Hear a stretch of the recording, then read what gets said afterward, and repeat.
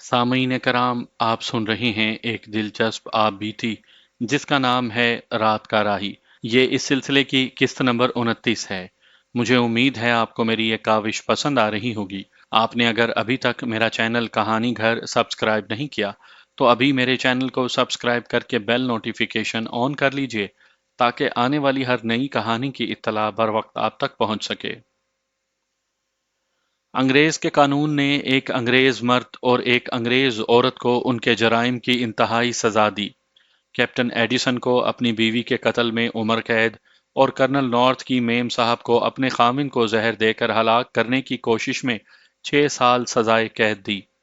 इससे मुझे ये इत्मीनान हो गया कि अंग्रेज इंसाफ करने वाली कौम है।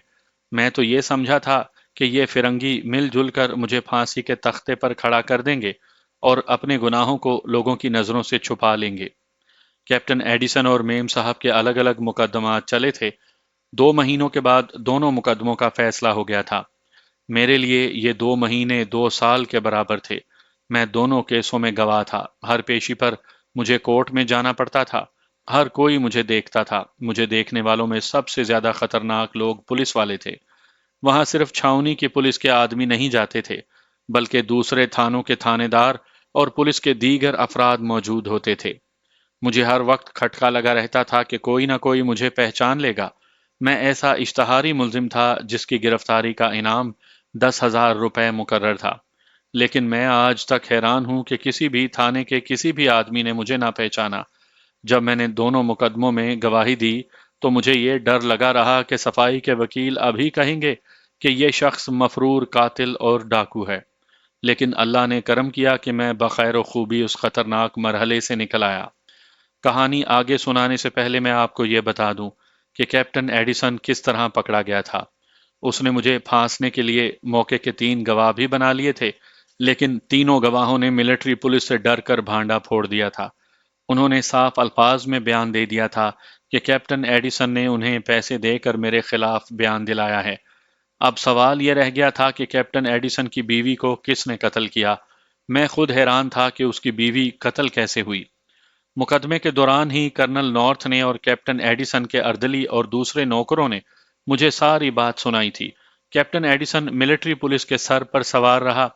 उसने मिलिट्री पुलिस पर इल्जाम आयद किया कि उसने मौके के गवाहों को इतना डराया है कि उन्होंने झूठ बोलकर अपनी जान छुड़ा ली है। वो चीखने चिल्लाने लगा कि मिलिट्री पुलिस कातिल की तरफदारी कर रही है। वो कहता था कि 1-2 दिनों में कातिल ना मिला या मोहम्मद खान को दोबारा गिरफ्तार ना किया गया तो वो कमांडर इन चीफ को मिलिट्री पुलिस के खिलाफ दरखास्त देगा।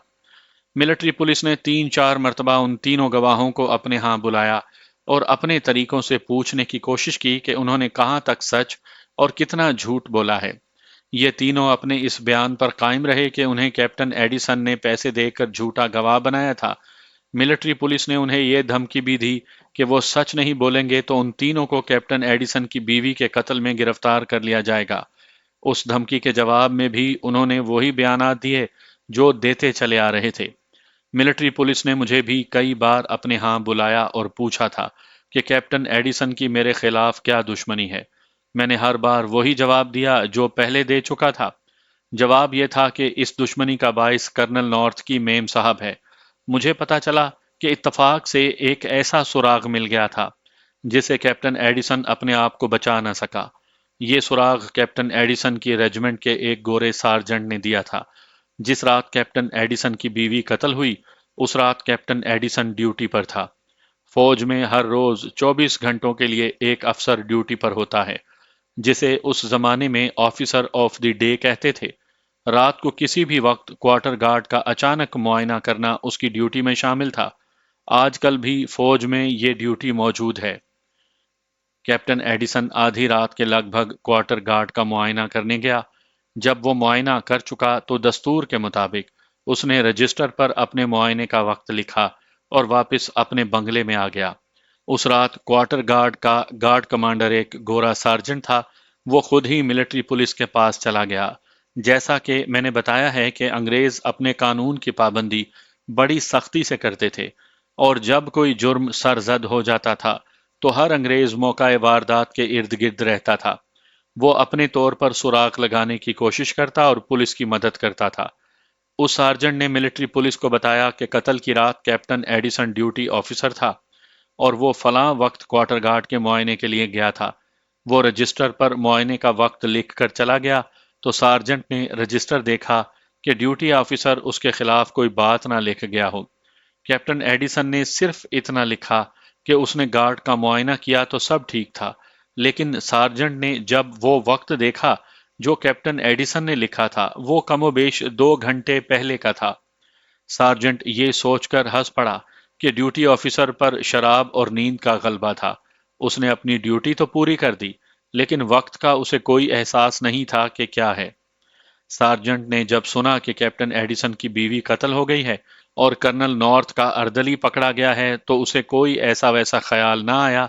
चंद दिनों के बाद सार्जेंट ने सुना कि मुश्तबा अर्दली को रिहा कर दिया गया है और पता नहीं चल रहा कि कातिल कौन है। तो सार्जेंट को ख्याल आया कि ऐसा तो नहीं कि कैप्टन एडिसन ने ड्यूटी की रात, जो कत्ल की रात थी, खुद ही बीवी को कत्ल कर दिया हो और मुआयने का वक्त ऐसा लिखा हो जिससे ये जाहिर हो कि कत्ल के वक्त वो बंगले में मौजूद ही नहीं था। सार्जेंट ने अपना फर्ज समझकर मिलिट्री पुलिस को ये बात बता दी। उसे गालिबन एहसास ही नहीं था कि उसने मिलिट्री पुलिस को कितना कीमती सुराग दिया है। मिलिट्री पुलिस ने एक बार फिर उन तीनों गवाहों को बुलाया जिन्हें कैप्टन एडिसन ने मेरे खिलाफ इस्तेमाल किया था। मैं ये तो नहीं बता सकता कि उनसे क्या क्या सवालात किए गए और किस तरह तफ्तीश की गई। बहरहाल उनसे यह पता चला कि कैप्टन एडिसन ने उन्हें क्या वक्त बताया था जो वो अपने बयान में मिलिट्री पुलिस को बताएं। मिलिट्री पुलिस ने कैप्टन एडिसन से एक बार फिर पूछा कि उसके अंदाजे के मुताबिक और उन गवाहों के मुताबिक उसकी बीवी कितने बजे के लगभग कत्ल हुई है। उसने वही वक्त बताया जो वो पहले बता चुका था। मिलिट्री पुलिस ने क्वार्टर गार्ड का रजिस्टर पहले ही कब्जे में ले लिया था। वो रजिस्टर कैप्टन एडिसन के आगे रख दिया गया और उससे पूछा कि उसने अपने मुआयने का वक्त गलत क्यों लिखा था। कैप्टन एडिसन ने जवाब दिया कि गलत वक्त जल्दी में लिखा गया है। मिलिट्री पुलिस ने उसे कहा कि गलती चंद मिनटों की मानी जा सकती है, 2-2.5 घंटों की नहीं। कैप्टन एडिसन ने अपने आप को बचाने की बहुत कोशिश की, लेकिन मिलिट्री पुलिस ने उसे लाजवाब कर दिया। उसे यह भी कहा गया कि उसके खिलाफ खासी ज्यादा शहादत मिल गई है, जिससे साबित हो गया है कि उसके ताल्लुकात कर्नल नॉर्थ की मेम साहब के साथ थे। मेम साहब ने अपने खामिन को जहर देकर हलाक करने की कोशिश की और कैप्टन एडिसन ने ऐसे तरीके से अपनी बीवी को कत्ल किया या करवाया जिससे कातिल का सुराग लगना दुश्वार हो गया था। तफ्तीश हमारी पुलिस भी किया करती है, जिससे हमारे बहुत से लोग वाकिफ हैं, लेकिन जिस तरह अंग्रेजों की मिलिट्री पुलिस तफ्तीश किया करती थी, उसके सामने पेशावर मुजरिम भी साबित कदम नहीं रह सकते थे। वही हाल कैप्टन एडिसन का हुआ। उसे आखिर मानना पड़ा कि अपनी बीवी को उसने खुद कत्ल किया है, लेकिन कत्ल की वजह यह नहीं थी कि वो कर्नल नॉर्थ की मेम साहब के साथ शादी करना चाहता था। उसने कत्ल की वजह यह बताई कि वो क्वार्टर गार्ड का मुआयना करने जा रहा था, तो बीवी ने उसे कहा कि वो कर्नल नॉर्थ की बीवी के पास जा रहा है। कैप्टन एडिसन ने उसे बताया कि इस वक्त वो कर्नल नॉर्थ के बंगले में नहीं जा सकता क्योंकि कर्नल बंगले में मौजूद है। उसने मिलिट्री पुलिस को बताया कि उसकी बीवी बददिमाग और झगड़ालू थी और उसका चाल चलन भी मशकूक था और कैप्टन एडिसन उसे अपने आप को सुधारने के लिए कहता रहता था। उस रात बीवी उसके गले पड़ गई और उसे इस कदर परेशान किया कि उसने गुस्से में आकर बीवी की गर्दन अपने हाथों में दबोच ली। उसका इरादा बीवी को कत्ल करने का नहीं था, लेकिन गुस्से में उसकी गर्दन इतनी ज्यादा दबाई गई कि जब कैप्टन एडिसन ने उसकी गर्दन छोड़ी तो उसकी बीवी धड़ाम से गिर पड़ी। कैप्टन एडिसन ने नब्ज देखी, वो मर चुकी थी। कैप्टन एडिसन दरअसल ये साबित करने की कोशिश में था कि उसने फौरी इश्ताल के जेर असर अपनी बीवी की गर्दन दबाई, लेकिन वो उसे कत्ल नहीं करना चाहता था। ये महज घरेलू झगड़ा था जो इतना बड़ा हादसा बन गया। मिलिट्री पुलिस ने उससे फिर पूछा कि यह कितने बजे का वाकया है। कैप्टन एडिसन ने वक्त बताया। मिलिट्री पुलिस ने उसे कहा कि उसने कहानी बड़ी अच्छी घड़ी है, लेकिन अकल इस्तेमाल नहीं की। अगर बीवी उसके हाथों इत्तफाकिया हलाक हो गई थी, तो उसे क्वार्टर गार्ड के मुआयने के बजाय मिलिट्री पुलिस के हेडक्वार्टर आना चाहिए था। कैप्टन एडिसन ने कहा कि वो अपनी ड्यूटी पूरी करना चाहता था। मिलिट्री पुलिस ने उसे कहा कि उसका दिमाग अगर इस हद तक हाजिर था, तो उसने वक्त क्यों गलत लिखा। اور پھر اس نے کرنل نارتھ کے اردلی کو پھانسنے کے لیے جھوٹے گواہ کیوں تیار کیے؟ یہ وہ موٹی موٹی باتیں ہیں جو مجھے معلوم ہوئی تھیں اور میں نے آپ کو سنا دی ہیں۔ کیپٹن ایڈیسن نے ایسا بیان دیا جو اس کے لیے ایک جال بن گیا۔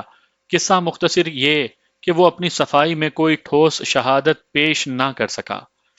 کرنل نارتھ کی میم صاحب کے خلاف تو بڑے ہی پکے ثبوت تھے۔ وہ جو کافی ہر رات کرنل نارتھ کو میرے ہاتھوں پلاتی تھی، اس کی ایک پیالی میجر ڈاکٹر کے پاس پہنچ گئی تھی۔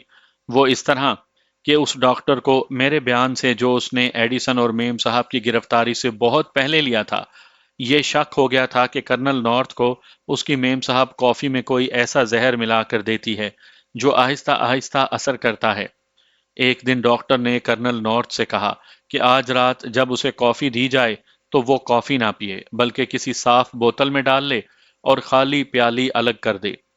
میں کرنل نارتھ کے سامنے پیالی رکھ کر واپس آ جایا کرتا تھا۔ صبح نوکر پیالی اٹھا لے جاتا تھا۔ یہ کسی کو بھی پتہ نہیں چل سکتا تھا کہ کرنل نارتھ نے کافی پی ہے یا گرا دی ہے یا بوتل میں محفوظ کر لی ہے۔ یہ بوتل ڈاکٹر کے پاس پہنچ گئی۔ ڈاکٹر نے اسے لیبارٹری میں بھیج دیا۔ کورٹ میں ایگزامینر نے اپنی رپورٹ پیش کی جس میں اس نے لکھا کہ کافی میں زہر ملا ہوا ہے۔ اس نے اس زہر کا کوئی نام بھی لکھا جو مجھے معلوم نہیں کیا تھا۔ کرنل نارتھ کی میم صاحب کے خلاف سب سے بڑا ثبوت تو یہ ملا کہ اس سے پوچھ گچھ کرنے سے پہلے ملٹری پولیس نے اچانک اس کے بنگلے پر چھاپا مارا اور اس کے پرائیویٹ اٹیچی کیسوں کی تلاشی لی۔ اس وقت تک میم صاحب کو پتہ ہی نہیں چلنے دیا گیا تھا کہ اس کے خلاف کوئی الزام بھی ہے یا نہیں۔ ملٹری پولیس جب اچانک آ دھمکی تو میم صاحب کی ایسی حالت ہو گئی جیسے وہ غش کھا کر گر پڑے گی۔ اس کے ایک اٹیچی کیس میں سے اس زہر کی بڑی پڑیا بھی برآمد ہوئی جو وہ کافی میں اپنے صاحب کو پلاتی رہی تھی۔ مجھے اچھی طرح زہر کا نام یاد نہیں، سنا تھا کہ یہ وہی دوائی تھی جو چوہوں کو مارنے والی گولیوں میں ڈالی جاتی تھی۔ میں نے یہ بات اس لیے نہیں مانی تھی کہ ہم دیسی لوگ افواہیں گھڑنے میں خاصے ماہر ہوتے ہیں۔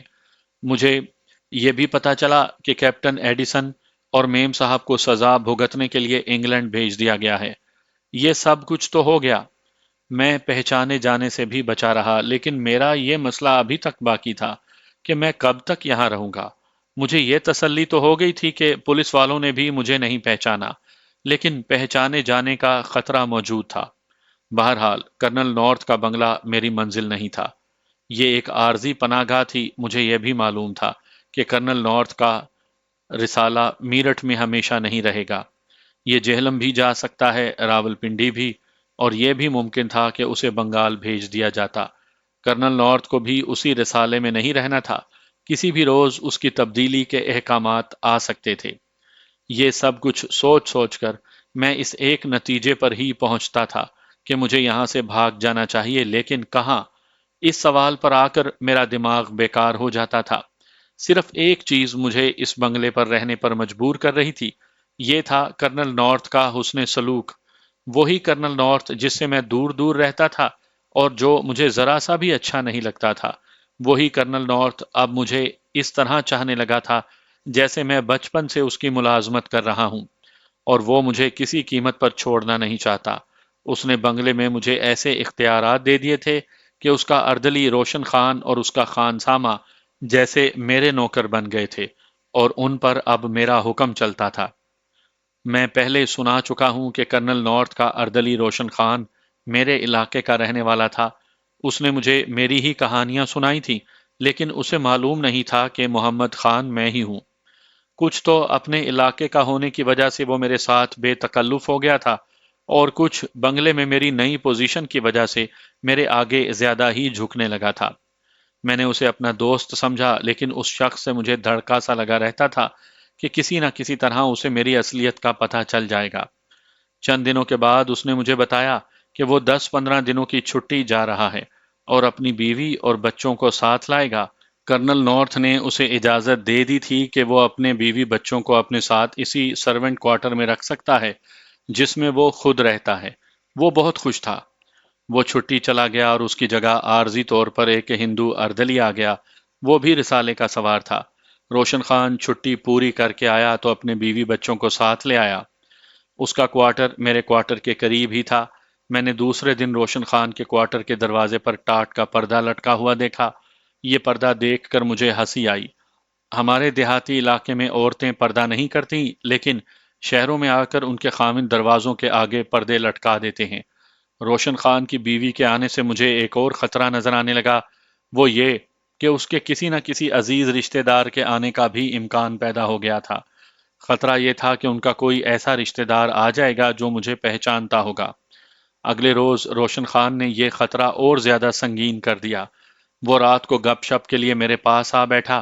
بھائی محمد خان، اس نے کہا، تم کہتے تھے کہ خانو ڈاکو پکڑا گیا تھا اور اسے پھانسی دے دی گئی تھی، لیکن میں اب گاؤں گیا تو لوگوں سے پوچھا کہ وہ کہتے ہیں کہ اسے کوئی نہیں پکڑ سکتا، وہ ابھی تک مفرور ہے۔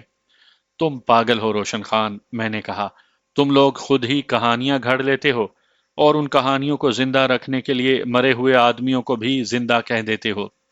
مجھے اچھی طرح پتا ہے کہ خانو ڈاکو پکڑا گیا تھا اور صرف 2 دن مقدمہ چلا کر تیسرے دن اسے پھانسی دے دی گئی تھی اور انگریزوں نے لاش غائب کر دی تھی۔ میری بیوی کہتی ہے کہ وہ خانو کو پہچانتی ہے، روشن خان نے کہا۔ میری بیوی خانو ڈاکو کے گاؤں سے تھوڑی ہی دور ایک ڈھوک کی رہنے والی ہے۔ روشن خان نے جب اس ڈھوک کا نام بتایا تو میں گھبرا گیا۔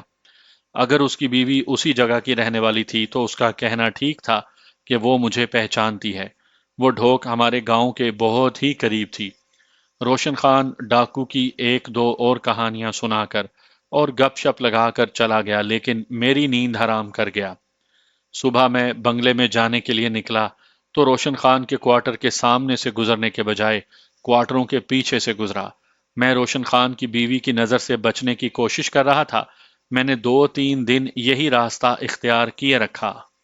میں جو خطرہ محسوس کر رہا تھا وہ اچانک سامنے آ گیا۔ میں کوارٹر سے نکلا تو روشن خان کے دروازے کی طرف دیکھا۔ وہ کوارٹر دور نہیں تھا، وہ ایک کمرے کے چھوٹے چھوٹے کوارٹر تھے جن کے آگے 1.5-2 گز کا برآمدہ اور 6-7 گز کا صحن تھا۔ وہ تو ڈربے تھے، ہندوستانی نوکروں کو انگریز ایسے ہی ڈربوں کے قابل سمجھتے تھے۔ میں نے جب روشن خان کے دروازے کی طرف دیکھا تو اس کا پردہ ذرا ہٹا ہوا تھا۔ پردہ ایک عورت نے اٹھا رکھا تھا جس کا چہرہ، کندھے اور سینہ صاف نظر آ رہے تھے۔ میں نے نظریں پھیرنا چاہیں لیکن نظریں وہاں سے ہٹنے کے بجائے اس عورت کے چہرے پر جم کر رہ گئیں۔ وہ روشن خان کی بیوی تھی۔ اس نے دیکھا کہ میں اسے دیکھ رہا ہوں تو اس نے پردہ گرا دیا، لیکن پردہ فوراً ہی پرے ہٹ گیا۔ میں نے اس عورت کے چہرے پر حیرت کا تاثر دیکھا۔ میں اس سے نظریں ہٹا لینا چاہتا تھا، لیکن ہوا یوں کہ میرے قدم اس کی طرف اٹھنے لگے۔ خانو، اس عورت نے حیرت زدہ سرگوشی کی، یہ تم ہو یا مجھے غلطی لگی ہے؟ زیوراں، میری زبان سے بے اختیار اس کا نام نکلا۔ زیوراں کی آنکھوں میں آنسو آ گئے۔ مجھے یہ بھی خیال نہ رہا کہ دیکھوں کہ روشن خان کہیں قریب تو نہیں۔ اندر آ جاؤ خانو، اس نے کہا۔ روشن خان کہاں ہے؟ میں نے پوچھا۔ وہ آج کسی لمبی ڈیوٹی پر گیا ہے، زیورا نے جواب دیا۔ کہہ گیا تھا کہ شام کو آؤں گا۔ مجھے یاد آیا کہ کرنل نارتھ نے مجھے کہا تھا کہ وہ دلی آرمی ہیڈ کوارٹر میں جا رہا ہے، دوپہر کو نہیں آئے گا۔ میں سمجھ گیا کہ کرنل نارتھ روشن خان کو ساتھ لے گیا ہے۔ میں اندر چلا گیا۔ روشن خان کے دونوں بچے ابھی بہت چھوٹے تھے۔ بڑا 2 سال کا ہوگا اور چھوٹا ابھی چند مہینوں کا تھا۔ مجھے ایسے لگ رہا تھا جیسے بھولی بسری ایک یاد خواب بن کر میرے سامنے آ گئی ہو۔ زیوراں کو دیکھ کر مجھے بڑا پختہ شک ہونے لگا کہ میں خواب دیکھ رہا ہوں۔ زیوراں میرا ایک بڑا ہی خوبصورت خواب تھی۔ اس کی ڈھوک اور ہمارے گاؤں کے درمیان بامشکل 1 میل کا فاصلہ ہوگا۔ درمیان میں ایک برساتی نالا تھا، چٹانیں تھیں اور جنگل تھا۔ لڑک پن میں ہم اپنے مویشی چرنے اور چگنے کے لیے ادھر ہی لے جایا کرتے تھے۔ جدھر زیوراں کی ڈھوک تھی اس طرف گھاس زیادہ تھی اور مویشیوں کے پینے کے لیے پانی بھی خاصا تھا۔ زیوراں کی ڈھوک کے مویشی بھی ادھر ہی آیا کرتے تھے۔ اس وقت میری اور زیوراں کی عمر یہی کوئی 12-14 سال تھی۔ زیوراں بڑی خوبصورت لڑکی تھی اور شوخ بھی بہت تھی۔ ایک روز باتوں باتوں میں ہم ایک دوسرے کو اچھے لگنے لگے۔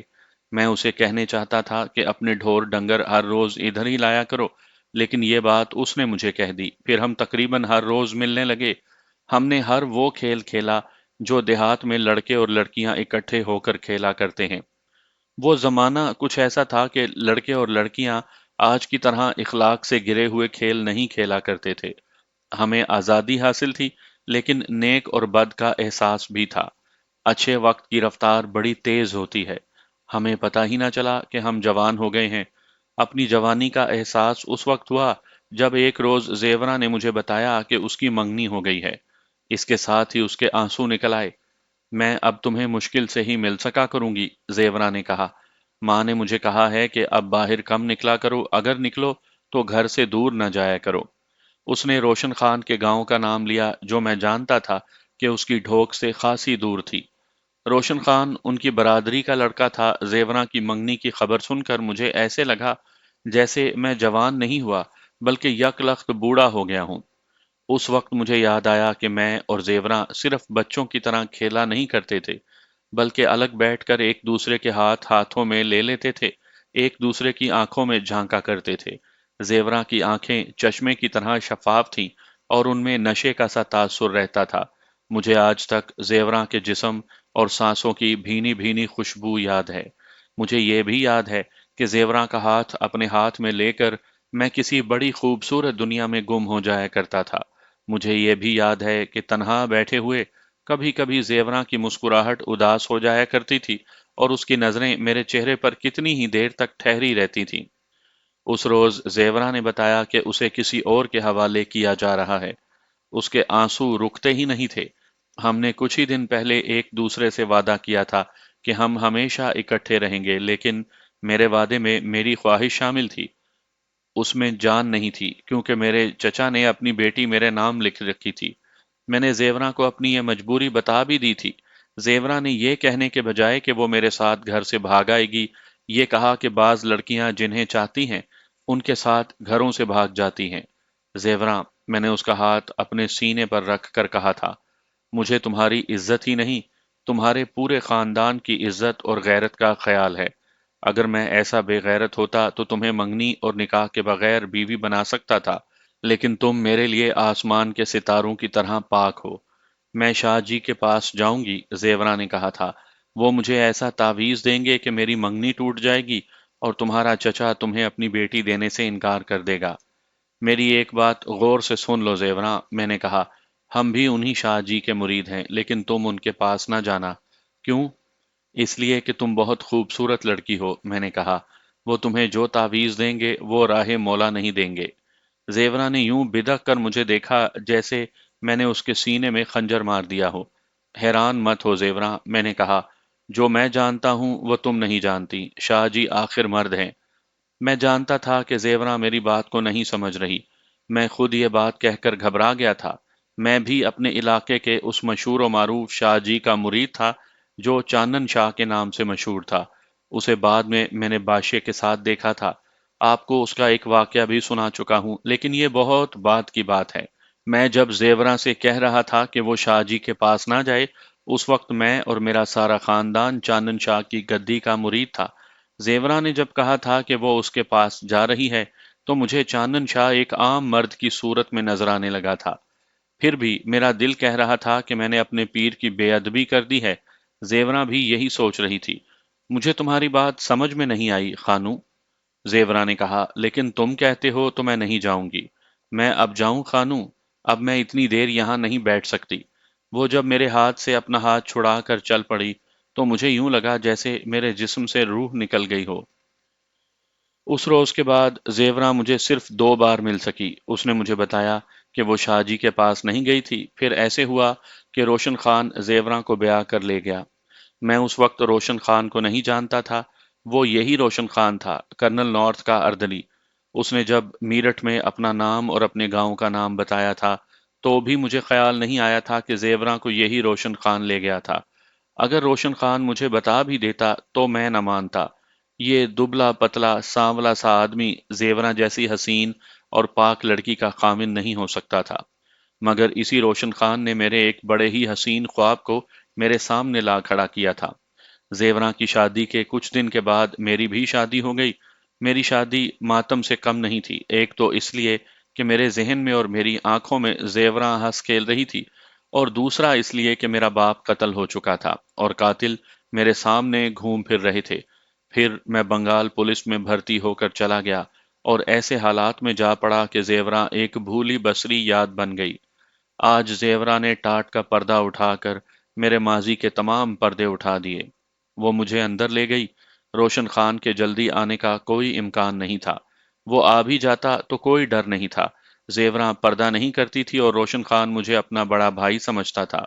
मुझे अपने घर में बैठा देखकर वो खुश होता, मगर मैं उसे देखकर खुश ना होता, जिसकी वजह यह थी कि उसे पता चल जाता कि खानू डाकू मैं ही हूँ। फिर मालूम नहीं क्या हो जाता। मैं जेवरां के क्वार्टर में चारपाई पर बैठा था। जेवरां मेरे सामने गुमसुम खड़ी मुझे हैरत से देख रही थी। उसे मुझे जिंदा सलामत देखकर शायद यकीन नहीं आ रहा था कि ये मैं हूं। मैं उसे देखता रहा। मेरे जज्बात उबलने लगे थे, लेकिन मैंने अपने आप पर काबू पाए रखा। मैं ये देखना चाहता था कि जेवरां क्या कहती है या क्या करती है। अचानक वो मुझ पर इस तरह गिरी जैसे गश खाकर मेरी गोद में गिर पड़ी हो, लेकिन वो पूरी तरह होश में थी। मेरी गर्दन उसके बड़े ही नरमो गुदाज बाजुओं के शिकंजे में आ गई थी। उसका गाल मेरे गाल के साथ लगा हुआ था और वो इतनी जोर से मुझे भींच रही थी जैसे मेरे वजूद में समा जाने की कोशिश कर रही हो। मैंने उसे अपने बाजुओं के घेरे में ले लिया। हमने ये भी ना देखा कि दरवाजा खुला है। उसका दूध पीता बच्चा सोया हुआ था और दूसरा सहन में खेल रहा था। दरवाजे वो बंद करते हैं जिनकी नीयत नापाक होती है। अंधेरे चोर उचक्कों को अच्छे लगते हैं। हम दोनों ने एक दूसरे को दिन की रोशनी में चाहा था। मैं गुनाहगार और नापाक आदमी बन चुका था, लेकिन जेवरां की मोहब्बत को मैं अपने नापाक वजूद से महफूज रखने का अज़म कर चुका था। हमने जिस उजाले में मोहब्बत की थी, उस उजाले को मैं तारीक नहीं करना चाहता था। जेवरां पर जज्बात का आसेब तारी हो चुका था। मैं आहिस्ता आहिस्ता उसे जज्बात से निकाल लाया और उसे अपने पास बिठाया। जेवरां, मैंने उसकी आंखों में आंखें डालकर पूछा, जानती हो मेरी कीमत क्या है? 10,000 रुपया, उसने कहा। लेना चाहोगी इतनी बड़ी रकम? मैंने कहा, तुम्हें इतनी बड़ी रकम बड़ी आसानी से मिल सकती है। रोशन खान आए तो उसे थाने भेज देना। उसने दोनों हाथों से मेरा चेहरा थाम लिया और उसका चेहरा मेरे चेहरे की तरफ बढ़ने लगा। खानू, मुझे उसकी जज्बात से लरजती हुई सरगोशी सुनाई दी। मैं 10,000 रुपया देकर तुम्हें खरीद लूंगी। मैंने तुम्हें अपने पीर दस्तगीर से आगे समझा था। याद है तुम्हें? तुमने मुझे शाह जी के पास जाने से रोका था, और मैं इसलिए नहीं गई थी कि मैं तुम्हें अपना पीर दस्तगीर समझती थी। मैं तुम्हें अपने सीने में छुपा कर रखूंगी। तुम यहां तक किस तरह पहुंचे? इन बातों को छोड़ो जेवरा, मैंने उसे कहा। मैं इस वक्त तुम्हारे बाजुओं में नहीं, फांसी के तख्ते पर खड़ा हूं। किसी को जरा सा इशारा भी मिल गया कि मैं कौन हूं तो तुम जानती हो क्या हो जाएगा। रोशन खान को मेरी असलियत का इल्म नहीं। उसने रोशन खान को गाली देकर कहा, उसे क्यों पता चलने दूंगी? उसे तो अभी ये भी पता नहीं चला कि मैं कहाँ हूं। मेरा सिर्फ जिस्म है जो रोशन खान के पास है, ना जेवरा। मैंने कहा, ऐसा ना कहो।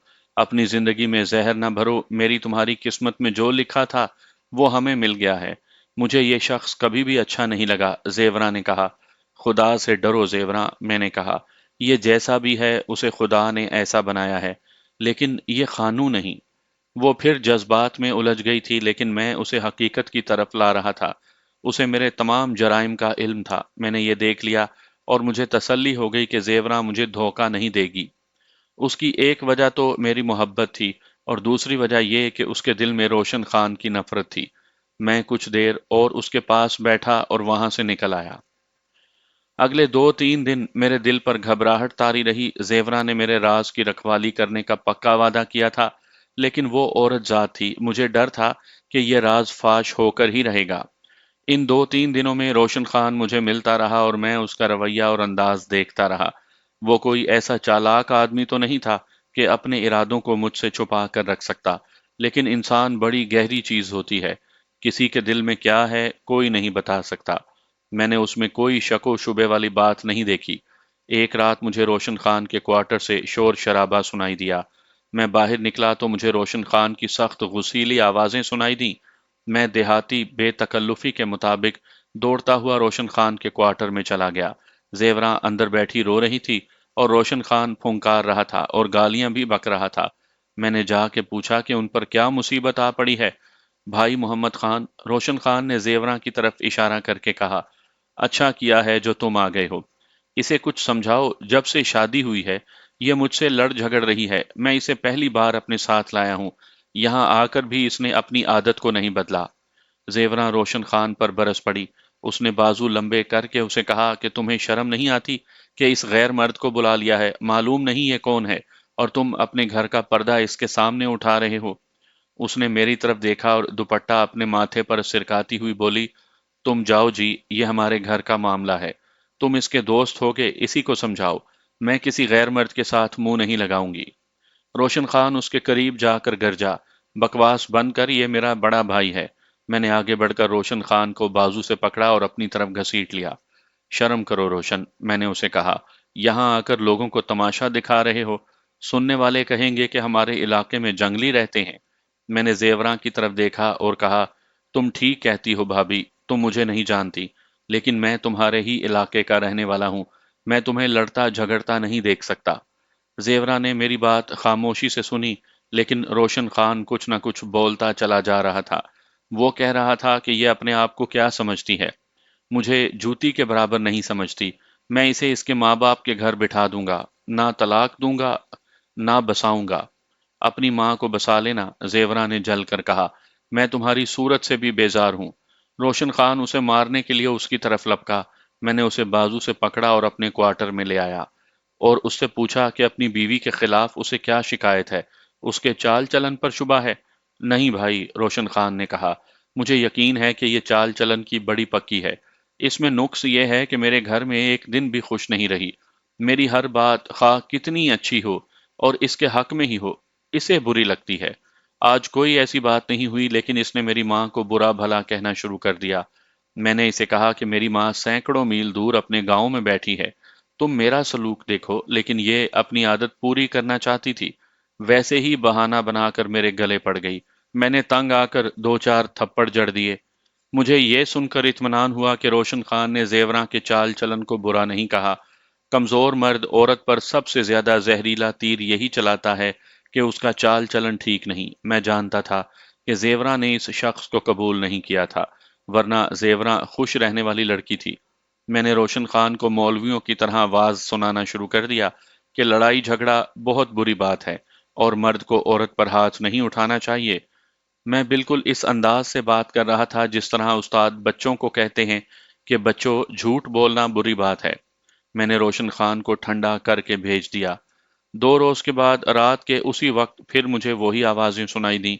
मैं फिर उनके क्वार्टर में जा पहुंचा। मंजर तकरीबन वही था। उनके दोनों बच्चे सोए हुए थे। अब रोशन खान गालियां बक बक कर खामोश बैठा था और जेवरा उसके सर पर चीख रही थी। भाई मोहम्मद खान, रोशन खान ने हाथ जोड़कर मुझे कहा, तुम मेरे भी भाई हो, इसके भी भाई हो। खुदा के लिए इसे अपने साथ ले जाओ और इसे कुछ समझाओ। मैंने भाइयों जैसी बेतकल्लुफी का मुजाहरा किया, जेवरा को बाजू से पकड़ा और उसे अपने साथ लेकर चल पड़ा। उसने जरा सी भी मुजाहमत ना की और मेरे साथ मेरे क्वार्टर में आ गई। क्वार्टर में पहुंचते ही वो मेरे साथ लिपट गई और बच्चों की तरह रोने लगी। इतना रोई कि उसकी हिचकी बन गई। मैंने सोचा कि इसे कुछ देर रोने ही दूं। यहाँ बैठो जेवरा, मैंने उसे चारपाई पर बिठाते हुए कहा। रोशन ने परसों रात तुम्हारे खिलाफ कोई बात नहीं की, सिवाय इसके कि तुम जरा जरा सी बात पर उसके साथ लड़ाई झगड़ा करती हो। मुझे ये शख्स जहर लगता है खानू, जेवरा ने जलकर कहा। मुझे ये शख्स जहर लगता है। जहर का ये प्याला पी लो जेवरा, मैंने कहा। ये तुम्हें पीना ही पड़ेगा। मैं जानता हूं कि तुम मुझसे क्यों लड़ती झगड़ती हो। मैंने तुम्हें उस रोज कहा था कि मेरी और तुम्हारी किस्मत पर मोहर लग चुकी है। क्यों अपने आप को जलाती हो। मैं रोशन को तुम्हारे खिलाफ भड़का कर तुम्हें तलाक दिला सकता हूं, लेकिन अपने इलाके के रिवाज को तुम जानती हो। तुम्हारे साथ कौन शादी करेगा। तुम्हारे ससुराल वाले मशहूर कर देंगे कि लड़की बदचलन है। एक बात कहूं खानू, उसने मुझे तरसती हुई नजरों से देखते हुए कहा, इससे तलाक दिला दो और मेरे साथ शादी कर लो। तुम क्या समझती हो कि मैंने ऐसी बात नहीं सोची होगी, मैंने कहा। लेकिन मैं तुम्हारी जिंदगी तबाह नहीं करना चाहता। तुम जानती हो कि मैं फांसी के तख्ते पर खड़ा हूं। मेरे मरने के बाद लोग तुम्हें कहेंगे कि इसने एक डाकू और कातिल के पीछे अपने नेक खामिन को छोड़ दिया था। तुम जब फांसी के तख्ते पर पहुंचोगे तो जेवरा तुम्हारे साथ उसी तख्ते पर खड़ी होगी। जेवरा ने कहा, तुम्हारे बाद मैं जिंदा रहूंगी ही नहीं। होश में आओ जेवरा, मैंने कहा। दिल की ना सुनो, अकल से सोचो। रोशन को कबूल कर लो। ऐसा भी हो सकता है कि किसी वक्त मैं पहचाना जाऊं اور یہی روशन مجھے پھنسا دے۔ یہ سن لو خانو، زیورا نے جوشیلی اور پرعزم آواز میں کہا، اگر روشن کے منہ سے تمہارے خلاف ذرا سی بھی بات نکلی تو خدا کی قسم میں اسے قتل کر دوں گی۔ میں زیوراں کو زیادہ دیر اپنے ساتھ نہیں رکھنا چاہتا تھا۔ روشن خان نے تو دیہات کی مخصوص بے تکلفی کا مظاہرہ کرتے ہوئے مجھے کہہ دیا تھا کہ اسے اپنے ساتھ لے جاؤ، لیکن میں ڈرتا تھا کہ زیوراں زیادہ دیر میرے پاس رہی تو روشن خان کے دماغ میں کوئی غلط بات نہ آ جائے۔ میں نے زیوراں کو ساتھ لیا اور اسے اس کے کوارٹر میں لے گیا، دونوں کو کچھ ڈانٹ ڈپٹ کی اور واپس آ گیا۔ کرنل نارتھ کی میم صاحب کو سزا کیا ہوئی، کرنل نارتھ بالکل ہی بدلا ہوا انسان بن گیا۔ میرا تو خیال تھا کہ وہ نرا فوجی افسر ہے جو کرخت آواز میں بات کرنے کے سوا کچھ جانتا ہی نہیں، لیکن اس کی میم صاحب چلی گئی تو مجھے پتا چلا کہ یہ شخص تو بڑا ہی زندہ دل ہے۔ وہ بعض اوقات میرے ساتھ ہلکا پھلکا مذاق بھی کر لیتا تھا۔ محمد خان، ایک روز اس نے کہا، روشن خان اپنی بیوی کو لے آیا ہے، تم بھی اپنی بیوی کو لے آؤ۔ میری بیوی مر گئی ہے صاحب بہادر۔ یہ تو بہت اچھا ہے، کرنل نارتھ نے کہا، اب دوسری بیوی لے آؤ۔ کبھی لے آؤں گا صاحب بہادر۔ ہاں ہاں، کرنل نارتھ نے ہنستے ہوئے کہا، جلدی سے دوسری بیوی لے آؤ، روشن خان کی بیوی کی طرف مت دیکھنا۔ اس کی طرح میں بھی ہنس پڑا۔ اس نے اپنے لیے دوسری بیوی کا انتظام کر لیا تھا، لیکن وہ اس کی بیوی نہیں تھی۔ وہ معلوم نہیں کس کی میم صاحب تھی۔ وہ چوتھے یا پانچویں روز اس کے پاس آتی تھی اور بہت دیر بعد بنگلے سے نکلتی تھی۔ یہ تو میں آپ کو بتا چکا ہوں کہ کرنل نارتھ کے بعد بنگلے میں میری بادشاہی تھی۔ ایک روز میری بادشاہی ڈر سے کانپنے لگی۔ ایک دو روز بعد روشن خان نے مجھے بتایا تھا کہ زیوراں کے ماموں کا خط آیا ہے۔ وہ شاید انہیں ملنے یہاں آئے گا۔ روشن خان کو معلوم نہیں تھا کہ اس نے مجھ پر کیسا بم پھینک دیا ہے۔ مجھے زیوراں کے ماموں کے ساتھ کوئی واقفیت نہیں تھی، لیکن یہ یقینی امر تھا کہ وہ مجھے پہچانتا ہوگا۔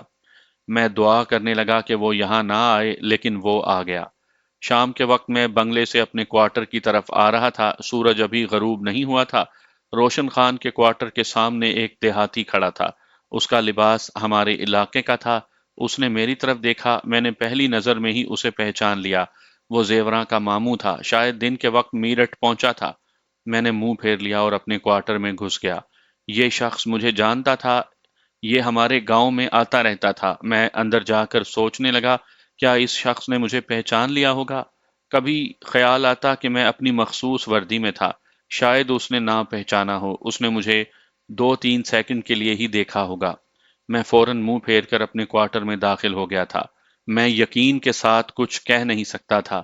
دل پر بڑی وزنی سل آ پڑی۔ دل اتنا گھبرایا کہ میں نے وہاں سے فرار کی سوچ لی اور یہ بھی سوچا کہ کسی بہانے سے ادھر ادھر ہو جاؤں اور یہ شخص چلا جائے تو واپس آؤں۔ تھوڑی دیر کے بعد روشن خان ایک پلیٹ ہاتھ میں اٹھائے ہوئے آ گیا۔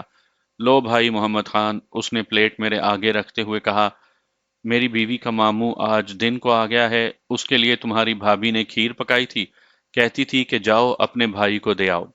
ماموں تھوڑی دیر بعد تمہیں ملنے کے لیے آئیں گے۔ میں نے انہیں بتایا ہے کہ تم ہمارے گرائی ہو۔ مجھے یوں لگا جیسے میرے کپڑے پسینے سے بھیگ گئے ہوں۔ ملنا ملانا ہمارے ہاں عام رواج میں شامل تھا، لیکن زیوراں کے ماموں کی ملاقات میرے لیے بہت خطرناک تھی۔ میں نے ایک بہانہ گھڑ لیا۔ نہ روشن بھائی، میں نے کہا، یہ برا لگتا ہے کہ بزرگ مجھے ملنے آئیں۔ میں خود انہیں ملنے آؤں گا، لیکن صبح کو آؤں گا۔ اس وقت سر میں بڑا سخت درد ہے۔ اگر اب آیا تو بات بھی نہیں کر سکوں گا۔ میں صبح ضرور آؤں گا۔ چلو یہ ٹھیک ہے، روشن خان نے کہا۔ وہ بھی اتنے لمبے سفر کے بعد تھک گئے ہیں، شاید جلدی سو جائیں گے۔ روشن خان کھیر کی پلیٹ چھوڑ کر چلا گیا جو وہیں پڑی رہی جہاں وہ رکھ گیا تھا۔ مجھے ایسے لگا جیسے وہ میرے لیے زہر چھوڑ گیا ہو۔ میں اس کے ماموں کے سامنے نہیں جانا چاہتا تھا۔ اب میرے لیے ایک ہی راستہ تھا کہ یہاں سے بھاگ جاؤں، یا کرنل نارتھ کو اپنی اصلیت بتا دوں اور اسے کہوں کہ صاحب بہادر، میں نے تمہاری جان بچائی ہے، اس کے بدلے تم مجھے بچا لو، اور اگر دیکھوں کہ اسے میرے بجائے اپنے قانون کے ساتھ زیادہ محبت ہے تو میں بھاگ جاؤں۔ ان سوچوں نے میرے دماغ کا برا حال کر دیا۔ نیند بالکل اڑ گئی تھی۔ میرے دروازے پر دستک ہوئی۔ میرے ذہن پر گرفتاری سوار تھی، اس لیے میں یہی سمجھا کہ میری نشاندہی ہو گئی ہے اور پولیس مجھے پکڑنے آئی ہے۔ رات میرے ہاں کبھی کوئی نہیں آیا تھا۔ 2-3 مرتبہ کرنل نارتھ کو میری ضرورت پڑی تھی، لیکن اس نے مجھے بلانے کا یہ طریقہ اختیار کر رکھا تھا کہ برآمدے میں کھڑے ہو کر مجھے آواز دیتا تھا۔ उसकी आवाज लाउड स्पीकर की तरह बुलंद थी। दरवाजे पर एक बार फिर दस्तक हुई। मैं बड़ी तेजी से उठा और चारपाई के नीचे चला गया। दीवार के बिल्कुल करीब फर्श की एक ईंट उखड़ी हुई थी और वो वैसे ही रखी हुई थी। ये मैंने उखाड़ रखी थी।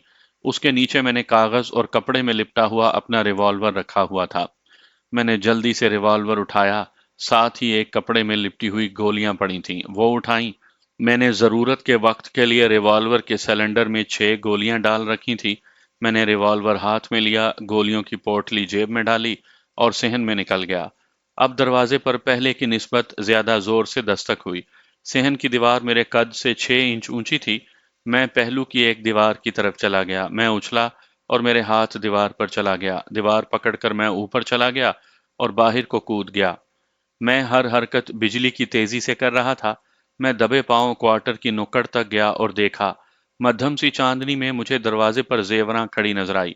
मैं समझ गया कि मुझे फांसने के लिए जेवरां को दाने के तौर पर इस्तेमाल किया गया है। मैंने रिवॉल्वर सीधा कर लिया और फैसला कर लिया कि अब जो भी सामने आएगा वो मेरे रिवॉल्वर का निशाना बनेगा और उसके बाद मैं मीरठ की रात में गुम हो जाऊंगा। मैंने धीमी आवाज में जेवरां को पुकारा।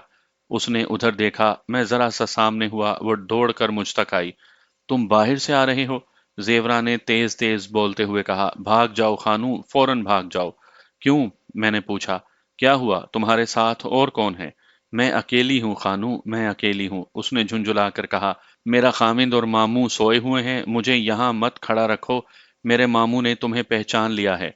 जेवरा के अंदाज से साफ पता चलता था कि ये कोई धोखा और फरेब नहीं। मैंने उसे कहा कि वो मुझे पूरी बात सुनाना चाहती है तो अंदर चली चले। हाँ हाँ, जेवरा ने कहा, फौरन अंदर चलो। मैं बड़ी तेजी से दीवार फलांग कर अंदर गया। दरवाजा खोला और जेवरा अंदर आ गई।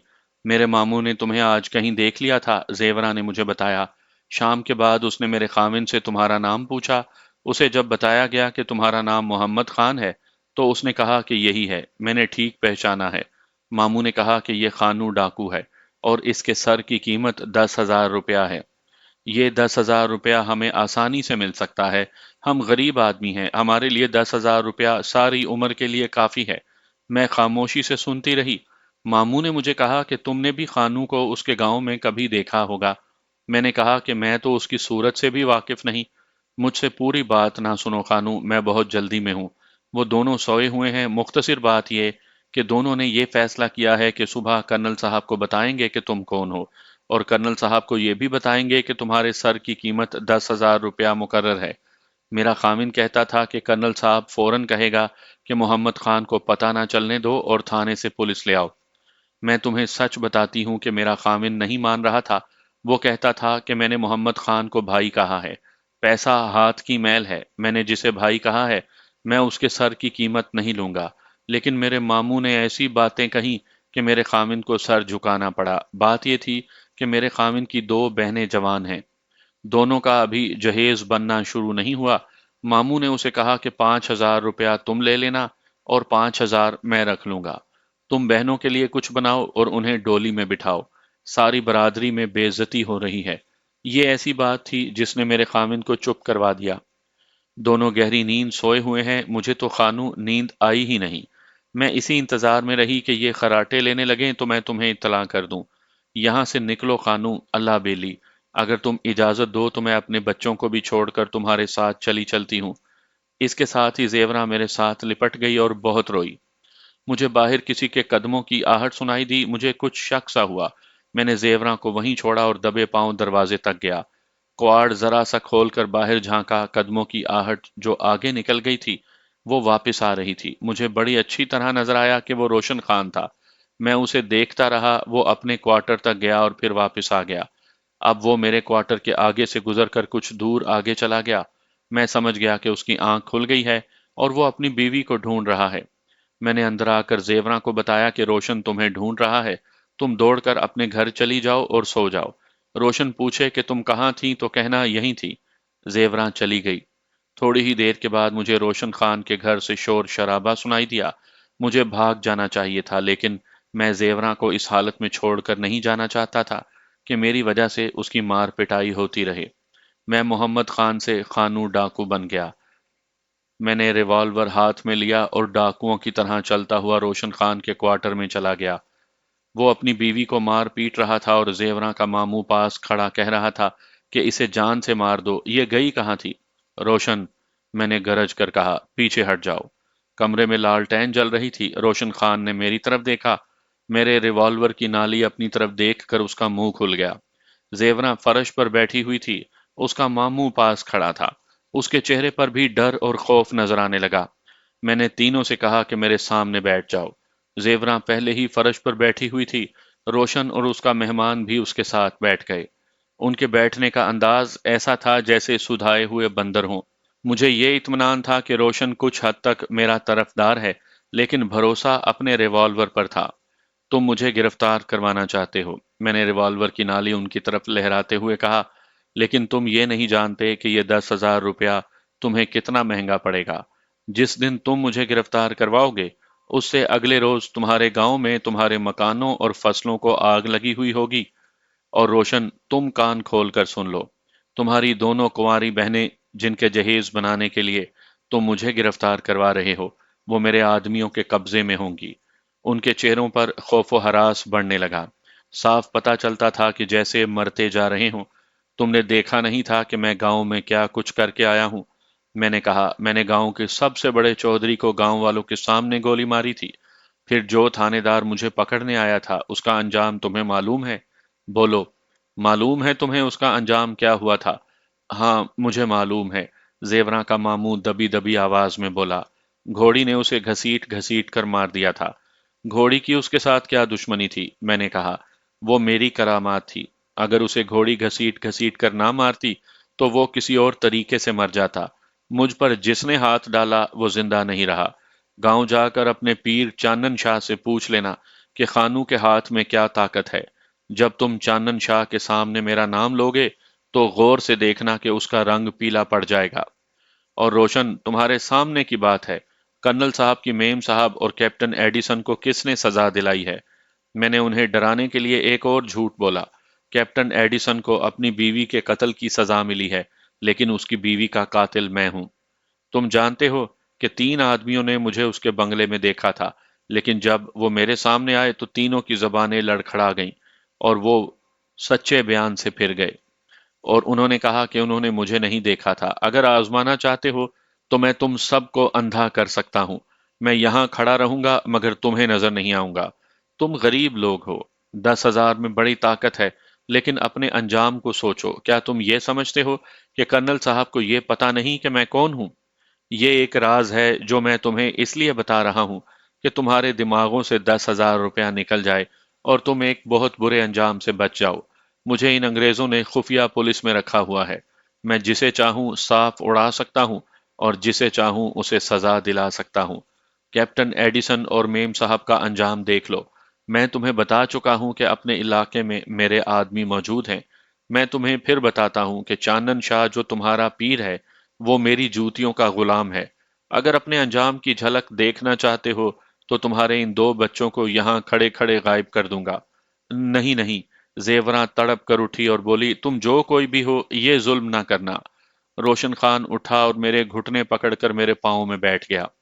मेरे सर पर कुरान मजीद रख दो भाई मोहम्मद खान, रोशन ने रुंधी हुई आवाज में कहा। मेरी बीवी से पूछ लो, मैंने मामू की बात मानी ही नहीं थी। मैंने कहा था कि मैंने मोहम्मद खान को भाई कहा है। मैं भाई को धोखा नहीं दूंगा, लेकिन इसने मेरे आगे ऐसी मजबूरी रखी कि मैं चुप हो गया। खुदा के लिए मेरे बच्चों पर रहम करो। मैंने रोशन को उठाया और उसे कहा कि वो चारपाई पर बैठ जाए। मैंने उसकी आंखों में आंसू देखे। वो आखिर बाप था, और उसकी दूसरी कमजोरी ये थी कि वो एक अक्खड़ बीवी का खामिन था जो उसे पसंद ही नहीं करती थी। वैसे भी वो भला सा आदमी था और मुझसे मरूब भी था। तुम बात करो मामू जान, मैंने जेवरा के मामू से कहा। क्या तुम्हें 10,000 रुपया चाहिए? उसने हाथ जोड़ते हुए कहा, नहीं खानू पुत्र, मुझे कुछ नहीं चाहिए। मुझसे गलती हुई जो ये बात मुंह से निकल गई थी। अब ये सोचो कि ये खबर मेरे कान में किस तरह पहुंची, मैंने पूछा। जेवरा ने पहुंचाई होगी, उसके मामू ने डरी डरी आवाज में कहा। अब इससे पूछो, मैंने कहा। इसके साथ मेरी जान पहचान ही नहीं। इसने मुझे ये खबर क्यों पहुंचा दी है? ना ये मेरी हीर है, ना मैं इसका रांझा हूं। इससे पूछो कि किस चीज ने इसे जगा दिया था और इसके कान में कहा था कि अपने खानदान की खैरियत चाहती हो तो खानू के पास चली जाओ। क्यों भाभी, तुम बोलो, मेरे पास तुम किस तरह आई थी? तुम ठीक कहते हो, जेवरा ने झूठ बोला। वो मेरा इशारा समझ गई थी। कहने लगी, मैं गहरी नींद सोई हुई थी, मेरी चारपाई जोर से हिली, मैं डर कर जागी। मेरे कान में आवाज आई कि मोहम्मद खान के पास पहुंचो, वरना तुम्हारे बच्चों की खैर नहीं। मैं इस तरह उठकर बाहर निकली जैसे कोई चीज मेरा हाथ पकड़कर बाहर ले जा रही हो। मैंने ये भी ना देखा कि कौन सो रहा है कौन जाग रहा है। जब मैं खानू के क्वार्टर में पहुंची तो अपने आप मेरी जबान चल पड़ी और मैंने इसे कहा कि तुम यहां से निकल जाओ। मैं वापस आई तो खामिन ने मुझे मारना पीटना शुरू कर दिया। मैं तुम्हारे खामिन को बख्श दूंगा, मैंने कहा। इस बेचारे को मालूम नहीं था कि ये सब कुछ मेरी गैबी ताकत से हो रहा है। खानू पुत्र, जेवरा का मामू हाथ जोड़कर बोला, मुझे बख्श दो, हमें 10,000 रुपया नहीं चाहिए। नहीं, मैंने कहा, तुम 10,000 वसूल कर लो, लेकिन ना मुझे फांसी मिलेगी ना तुम्हें 10,000 रुपया। इन दोनों मर्दों की हालत ये हो गई कि वो मेरे सामने खड़े थे और मैं सोच रहा था कि ये किस तरह खड़े हैं। साफ पता चलता था कि उनकी टांगें कांप रही हैं।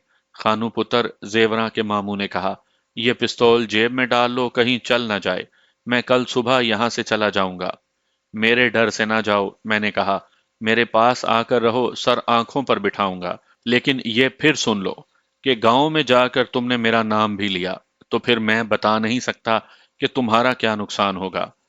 कुरान मजीद ले आओ, उसने कहा, मेरे सर पर रख दो। मैं कसम खाऊंगा कि कहीं भी तुम्हारा नाम नहीं लूंगा। जेवरा दोनों के पीछे खड़ी थी, उसके आंसू खुश्क हो चुके थे और उसके होठों पर वही मुस्कुराहट थी जो उस पहाड़ी जंगल में मुझे देखकर आ जाया करती थी जब उसकी शादी नहीं हुई थी। मैंने रिवॉल्वर नीचे कर लिया और उन्हें यह कहकर बाहर निकल आया कि आराम से सो जाओ।